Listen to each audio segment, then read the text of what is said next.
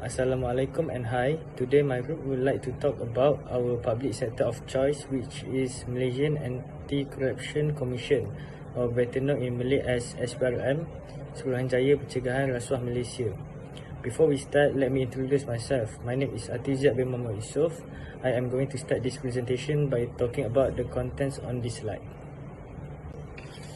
There are 6 main points in this slide, which started with introduction, initiative, impact, function, achievement, and finally ended with conclusion.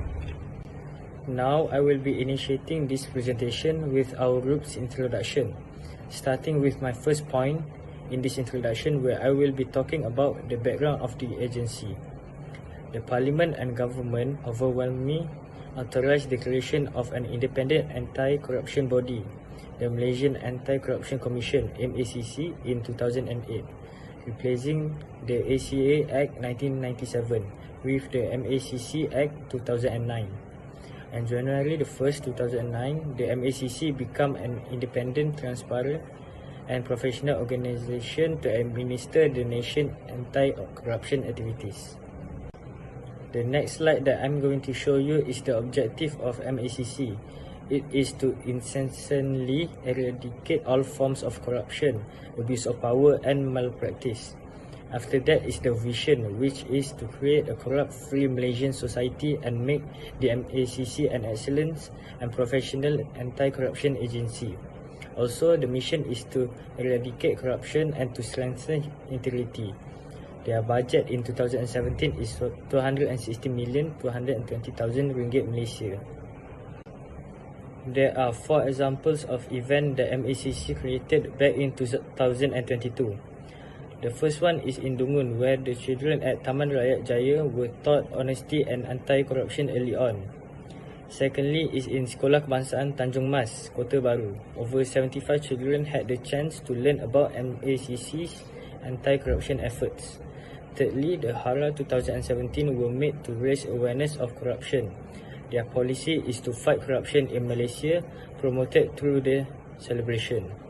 For the last event, Polytechnic Hulu Terengganu academics and staff members signed the corruption-free pledge to combat corruption in their workplace and were supervised by the head of MACC Terengganu Investigation Unit. Assalamualaikum warahmatullahi wabarakatuh.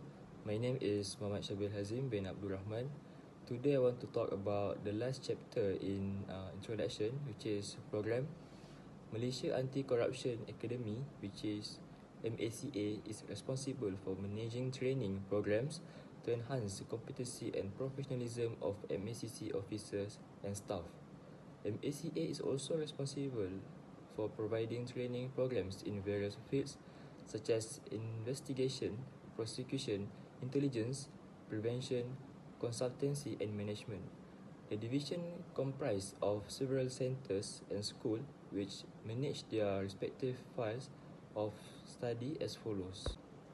Firstly is Centre for International Studies, Basic Training Centre, Centre for Corporate Corruption, which is Prevention Compliance, Centre for Corporate Integrity, which is Development, Centre for Planning, Research and Corporate, MACC Centre of Excellence and Leadership, School of Investigation and Forensics, School of Intelligence and Detection, School of Law and Prosecution, School of Corruption, Prevention and Management, Management Division, MACA Language Centre, and lastly is Accreditation Secretariat Centre. Thank you. Assalamualaikum and hi, my name is AMIRUL HARIZ bin Ahmad RAFIA'I. Today I would like to talk about several initiatives that provided by MACC. Okay, let's talk about first initiative. Conflict of interest policy, a policy that states zero tolerance for acts of corruptions and provided procedures to be followed by the board of directors, staff and third parties who have a business relationship with the organisation. This policy also provides a channel for declaring interest that may exist in the organisation's business operation, as well as providing guidance for conducting business in accordance with best business ethical practice. Next is whistleblowing policy. This policy shall explain the company's policy of zero tolerance of corruption and provide procedures to be followed by employees, third parties in the event of suspicion or disciplinary or criminal offences being identified occurring in the organizations. This policy also provides space for all staff, third parties to channel any complaints regarding misconduct or malpractice according to the procedures provided. Under the policy and guarantee the confidentiality of the whistleblower identity. Next is corporate social responsibility, sponsorship and donations. It is the responsibility of an organization whose decision and activities impact society, the environment through the transparency and ethical values that are consistent with sustainable development and community welfare, taking into account the expectation of stakeholders, complying with applicable laws and in line with the with international norms of behavior and integrated throughout the organizations. Corporate responsibility projects are not just donations to charitable organizations. It is where the organizations spend its funds directly on projects that have been determined. For example, supplying materials for the construction of school and so on. Or the fund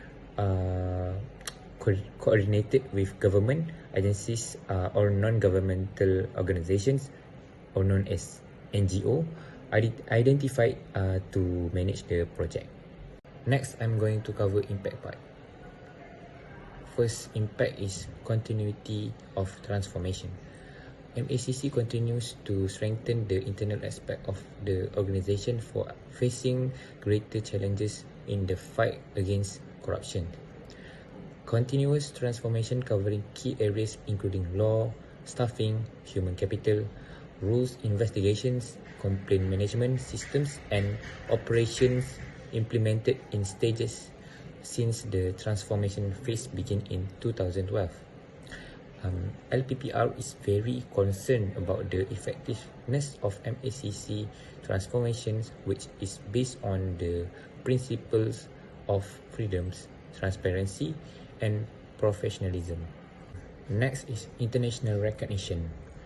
The year 2013 marked important achievements for MACC in terms of its international aspect when Malaysia once again accept international recognition as a result of the Office of the Organisation Assessment, United Nations on Drugs and Crimes, UNODC, on Chapters 3 and 4 of the Anti-Corruption Convention, United Nations, UNCAC, in May 2013.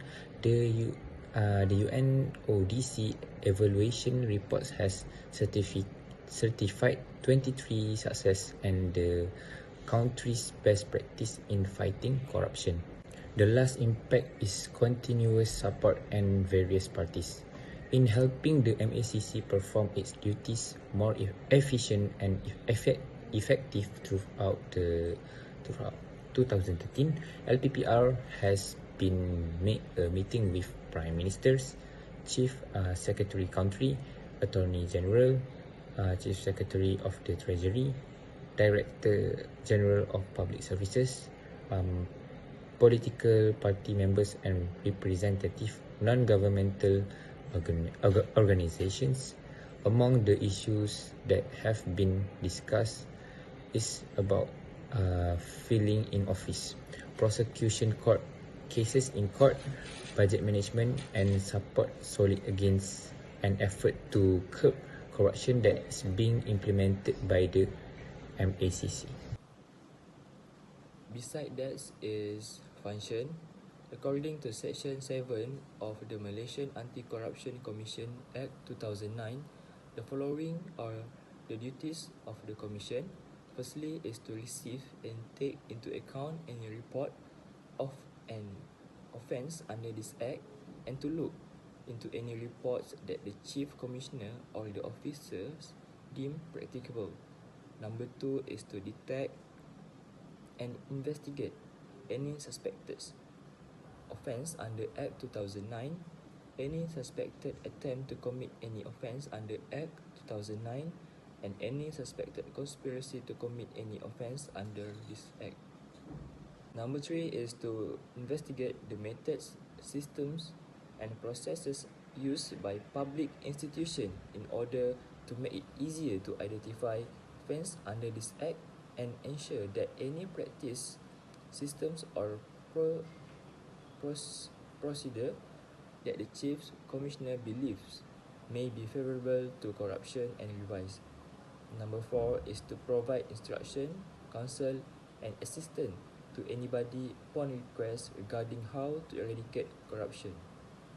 Number 5 is to inform heads of public bodies of any modifications to methods, processes, or procedures that are compatible with the efficient performance of the public bodies, tasks, and that the Chief Commissioner deems necessary to lessen the probability of corruption occurring. Number 6 is to educate the public against corruption, and lastly is to enlist and foster public support against corruption. Thank you. Next, I would like to continue. My part is achievement of MACC. My name is HAIKAL bin ZAKARIA, 2021-122-783. With the team Amanah Tegas and Adil, trustworthy, firm and fair, the Malaysian Anti-Corruption Commission MACC celebrate its 55th anniversary this year by showcasing numerous examples of how it has successfully uncovered high-profile cases of white-collar crime. The team, according to MACC Chief Commissioner Tan Sri Azam Baki, is also consistent with the way the organisation handles high-profile cases involving people in position of authority or high-ranking individuals. Azam claimed that out the 292 corruption cases, including high-profile ones that were tried in 2021, 91.1% or 266 instances result in conviction. This is an accomplishment since it suppresses the goal of 90% corruption conviction set forth in the National Anti-Corruption Plan NACP 2019 to 2023. In terms of assets recovery, 1.5 billion in forfeit as surrendered asset to the Malaysian government occurred last year, 99.57% of which came from the One Malaysia Development Berhad, which is 1MDB case.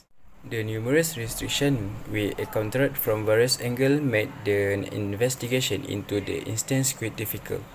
He recently told reporters in conjunction with MACC 55th anniversary yesterday, but the success right from the investigation to the prosecution stage proved the MACC's capability and ability in handling high-profile and complex cases that are recognized not only in this country, but at the international level.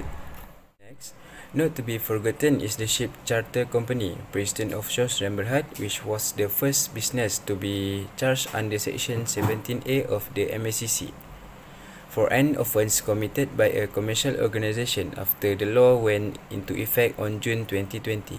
He added that the case served as a warning to other corporate sector. Azam added that the partnership between the Malaysian Anti-Corruption Academy (MACA) of the MACC and Nottingham Trent University in the United Kingdom to train personnel has also been successful. According to him, Prof. Cillian Ryan, Pro Vice Chancellor International of Nottingham Trent University, presented scrolls and certificates of study to 266 MCA graduates during the first convocation ceremony on September 8. After receiving federal government approval, the MACC top management worked with Nottingham Trent University to create a professional standard basic course module for MACC officer in 2017. This module included as investigation module, an intelligence module, a prosecution and legal module, a a professional practice module, and a leadership module. The benefits achieved are significant and valuable to MACC, particularly MACA, in establishing and drafting a more effective and high-quality training action plan comparable to those of local and worldwide institutions of higher education. Furthermore, after carrying out enforcement in the form of inquiries and detentions, the MACC also adopt proactive by offering advisory services and suggestions to the agency concerned in order to remove opportunities for corruption to arise with the goal of enhancing governance. HAZIM reported that a total of 2,553 people were detained between January 2020 and August of this year, and 1,313 accusation-related corruption cases were laid. These figures imply that MACC is actively engaged in conducting actions to combat corruption in this nation. In conclusion, MACC shows commitment to fighting public sector corruption. The MACC was founded in 1974 to prevent, identify and eliminate public sector corruption. The administration has successfully prosecuted nearly 4,000 corruption cases. The 2003 Commission looked into and punished corruption and related crimes. It also helped regain system trust. Trust in government is eroding. Democracy means citizens have a say in government. When the government becomes untrustworthy, people stop trusting it to do what they want. If we want a cleaner, better Malaysia for everyone, we must make it part of our daily life and stick to the values. That is all from us. Thank you very much.